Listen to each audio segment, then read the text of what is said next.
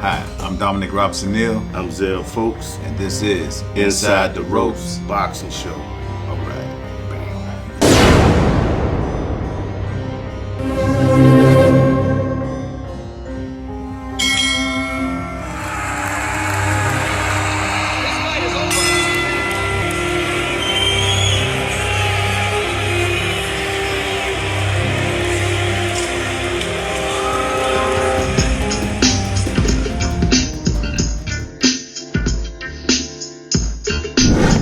I'm Dominic Robinson-Neal. We have another exciting episode of Inside the Ropes.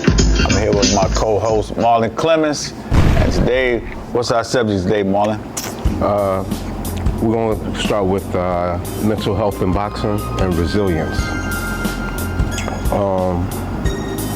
Mental health is a hot topic in not just sports, but in the world, period. But when it comes to boxing, do we really care if the fighter is really dealing with mental health? Or especially since it's a combat sport, are we sympathetic to the fighter because they're saying they have mental health problems and blaming that on the reason that they're losing in the ring? What's your take on it? Well, a lot of fighters do have mental issues, like mental health issues, like let's say, for example, a fighter loses. Today, with social media the way it is, back in the day when a fighter lost, let's say a fighter lost back in the day, he wasn't scrutinized by everybody, you know what I'm saying? He wasn't talked about. Now the whole world can see and everybody can have opinion. And if the fighter plays into that and reads it, start reading, or his friends telling him, hey, so-and-so, this is what they said about you. Now more people can criticize you. So a fighter really had to have tough skin nowadays, more so than back in the day, because everybody gonna talk about you. Just take for a prime example. Look at Devin Haney. Look how he lost. The whole world watched. The whole world had something to say. They didn't say, well, the man got out there and fought. The man got out there and did the best he could do. He didn't quit. He got up. He kept trying. But most people who don't understand combat sports or never played a sport or never don't understand that you're gonna lose. As long as you play, you're gonna lose. You know, if your competition, if you're fighting good competition, there's a chance you're gonna lose. But somebody sitting at home behind a keyboard or just talking on social media, and never put a glove on a day of their life, you know what I'm saying? That's where you get the criticism from. You know, right? Especially when you're dealing with fighters. Boxing is the poor man's sport, so you're already dealing with people who's coming from the mud, coming from the bottom, dealing with everyday life, and so, especially being a person of color, you know what I mean? Well, you gotta look at blacks, Mexicans, well, let's say, I'm gonna use Mexicans for example. This is their hoop dream. You don't really see too many NFL Mexicans or or NBA Mexicans playing basketball. Boxing is their hoop dream. Right. You know what I'm saying? So, some Puerto Ricans too, that's what they do. You don't really see them in sports like hockey, basketball, football, you know what I'm saying? Rugby, you know what I'm saying?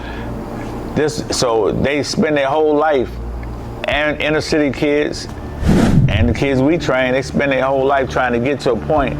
Now they get to a point where they're on a big scale, and let's just say, for example, they lose. Now everybody was depending on you, your peers talking about you, your friends talking about you. Now I might live in South Carolina, but you got a fool in Wisconsin talking about me because he can hide behind a keyboard. Right. And they say things that they would never say to you in your face. Right.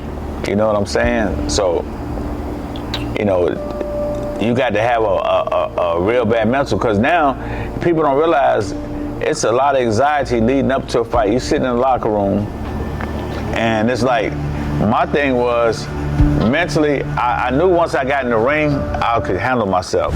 But to me, always walk into the ring, because now your mind playing tricks on you. Or what if I don't do this? What if he just a little bit faster than I thought? What if he just a little bit quicker? What if I get knocked out in front of everybody? You know what I'm saying? Like, you're human. Even though you're a fighter, you're still human.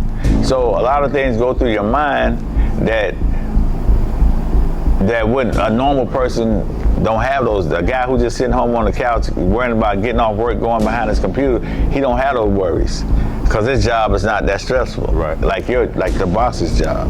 It seems that you only hear about the mental health aspect of a fighter is when they lose. Never after a win. You never hear them talk about their mental health after a win. Well, you can hit Johnny Tapia. He had a lot of mental issues. He killed himself. I think he killed his wife. He killed himself. You know what I'm saying? He had a lot of mental issues. Hector Camacho, they had a lot of mental issues. You know, and then when you put drugs on top of that, right, that really now you got a walking time bomb. So a lot of boxers do have mental issues, but when you're praised and honored and all that, a lot of pro basketball players and pro football players have them too, but they're not bought out. They keep them under the rug because they're playing a sport. They're good for entertainment. But playing team sport. Right. But boxing, you out there on your island alone. Right. And then when a guy act crazy, let's say like let's say Mayorga. He had mental issues, you know what I'm saying? A lot of guys have mental issues, but hey, as long as he can fight, they don't care. And on top of that, you're in a profession where you're getting hit in the head. So right. You already got mental health issues. Plus the CTE. Right. Look at some of the great warriors from the past. Look how they talk now. You can't even understand them. You know what I'm saying? First person that really come to mind is James Toney. James Toney, yeah, you know what I'm saying? Meldrick Taylor, James Toney.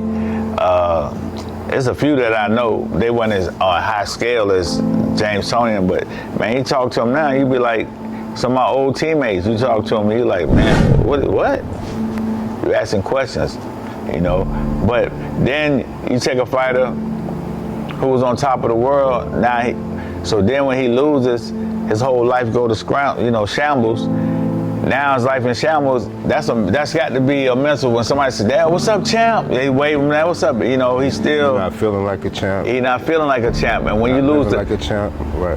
Let's say, for example, your high is the crowd. Yeah. You get high off the crowd, the energy, the excitement. Then once that's gone, mentally you're screwed up. And a lot of times, the fighter gets on drugs because he don't have that same adrenaline rush as he did when he was fighting. Right. You know what I'm saying? What y'all think about Wilder at this point? As far as mental health? Yeah. He dealing with his spouse, right? Leaving him as well. I feel like that. I feel like that messes with anybody, you know. You're right. That's gonna give you mental health. Yeah, but he's losing too in the ring. Right. Too, so. It's like he doesn't have a strong team outside of the ring. If you ask me, that's going to keep him, level-headed, keep him ready to fight at a, high level. He's coming out now and he looks confused. Well, like he doesn't have an identity anymore. I think, this is my personal opinion, I think with Wilder, it's up here. It's in his head. Because when you watch him fight, he don't even throw punches no more. Remember, he used to be the brown bomber. He's trying to get you out of there. But now he's gun shy. So when he went to that point in his life where he said he's at peace and all that, I knew it was downhill for him. A fighter, as long as you fighting, you got to be a dog. You got to have that killer mentality. Right. Once you go into the preacher role, usually that don't work for you. You know what I'm saying? If we look at the beginning of his career, he had a purpose. He was fighting for his daughter, fighting to have like a job or a career. And once he started to get, I guess, soft. Well, I'm not saying I'm not monetary stuff. Like money, comfortable. Once he got comfortable. Yeah, comfortable. So listen, a boxer, you don't want to get him comfortable. Once you get comfortable, any man, hell, a man, once you get comfortable, you really done. You got to keep grinding. Right. You know what I'm saying? Our genetic makeup, we were born to grind till the day we leave here. You know what I'm saying? We got to be doing something. And most men love combat sports, combat football, like something. He got to either be around it, in it, or close to it to stay sane. You know what I'm saying? Because I probably think if I wasn't around boxing every day, I don't know what I'd be doing. I'd probably be at home, I don't know. You know what I'm saying? Right. Have me some dogs or some roosters, some combat roosters or something. You know what I'm saying? I had to have something. Right. Because That's just the way I guess I was made up. I don't know. Well, speak about Spence then a little bit. About his mental health? Yeah, like, you know, after a performance that he suffered the last bout, I feel what like... is he thinking now? Like, you know, trying to, I guess, get himself back. Well, compared to the car crash, you know what I mean, that's more severe than his fight against Crawford. He showed tremendous mental health and even coming back to the ring after that. He's a real humble individual. I feel like his mental is strong. Coming off the Crawford fight, his first loss, I'm sure, you know what I mean, messed with him quite a bit, but he seems to be a solid individual and have, you know, a solid family, you know what I mean, to keep him mentally sane. He's not out here doing crazy stuff like a Ryan Garcia, you know what I'm saying? Well, I think with Spence, the car crash was, well, we say it was bad, but sometimes when you drunk, the car crash did have something to do with it, but it wasn't like he was broke up. Like he wasn't smashed up, his legs wasn't broke, his neck wasn't broke, you know what I'm saying? He just had a rough spill where he was able to come back from that. But a behind whooping, man, psychologically is something else, something totally different. You know, you get a behind whooping, I'm just using your mama, your parent whoop your behind real good one time when you were a kid. That has a psychological effect. It makes you not want to do a lot of things. True. So the thing with fighters is they get hurt or they get beat up real bad. They go through a gauntlet. He went through that gauntlet one time, right? Now, as a fighter, it's easy to train to get back through that gauntlet, but do you really want to go through that? Because you're human. A lot of people don't want to go through it. The only fighter, check this out, the only fighter to me I've ever seen with my own eyes get knocked out and come back normal was Pacquiao. The rest of them, Pacquiao mental, now he's mentally strong. He got, and then you can see when those fights he got robbed, he was, all right, take it on the chin. Because where he come from, the background that he brought up in, where he was dirt poor, fighting for 50 cent, fighting people on the street for 50 cent, man, he's like, man, that's nothing. Right. You know what I'm saying? So, but Errol, I don't know, man. I got to see how he look at his next fight. That's gonna be the tell-all, and then who he fights. Now, if he fights somebody he's supposed to beat, man, let's see. I want to see him get back into a dog fight. Then you see where his mental at, right. Because I can put on a facade like I'm mentally, like even days when I'm feeling depressed, I try my best not to let nobody know.